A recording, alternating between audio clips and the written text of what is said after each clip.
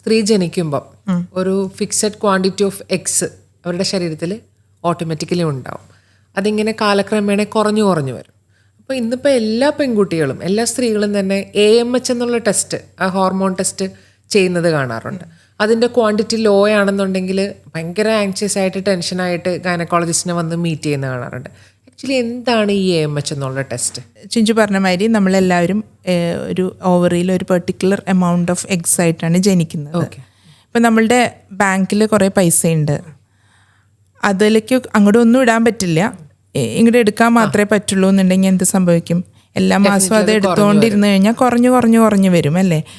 അപ്പോൾ അതേമാതിരിയാണ്. അപ്പോൾ എഗ്സ് എല്ലാ മാസവും യൂട്ടിലൈസ് ചെയ്തുകൊണ്ടിരിക്കുകയാണ്. അപ്പോൾ അതിൻ്റെ നമ്പർ കുറഞ്ഞു വരുന്നുണ്ട്. അതിൻ്റെ നമ്പറിൻ്റെ, അതായത് എത്ര ബാക്കിയുണ്ട് എന്നുള്ളതിൻ്റെ ഒരു ഇൻഡിക്കേറ്ററാണ് ഈ AMH എന്ന് പറഞ്ഞു കഴിഞ്ഞാൽ. അപ്പോൾ AMH ലോ ആണെന്ന് പറഞ്ഞു കഴിഞ്ഞാൽ അതിൻ്റെ അർത്ഥം അധികം നാൾ നമ്മുടെ എഗ്സിൻ്റെ വരവും കാര്യങ്ങളും, അതായത് ഓവുലേഷനും കാര്യങ്ങളും അധികം നാൾ ഉണ്ടാവില്ല എന്നുള്ളതിൻ്റെ ഒരു ഇൻഡിക്കേറ്റർ മാത്രമാണ്. AMH ലോ ആയതുകൊണ്ട് അവർ കൺസീവ് ചെയ്യില്ല എന്നോ അങ്ങനെയൊന്നും ഒരു അർത്ഥമില്ല. അവർ കൺസീവ് ചെയ്യുമായിരിക്കും.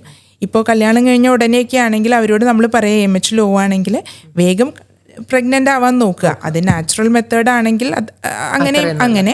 അപ്പോൾ നാച്ചുറലായിട്ട് ആയിട്ടില്ലെങ്കിൽ പെട്ടെന്ന് തന്നെ ഡോക്ടറെ കാണുകയും ഒരു അഡ്വാൻസ് ട്രീറ്റ്മെൻറ്റിലേക്കോ മറ്റോ പോകേണ്ട ആവശ്യം വന്നാൽ അത് വേഗം ചെയ്യുക എന്നുള്ളതാണ്. അപ്പോൾ വേഗം തന്നെ ട്രീറ്റ്മെൻറ്റ് എടുത്താലാണ് ഈവൻ IVF ആണെങ്കിലും നമുക്ക് സക്സസ് കിട്ടണമെങ്കിൽ ആവശ്യത്തിന് എഗ്ഗും കാര്യങ്ങളും വേണമല്ലോ.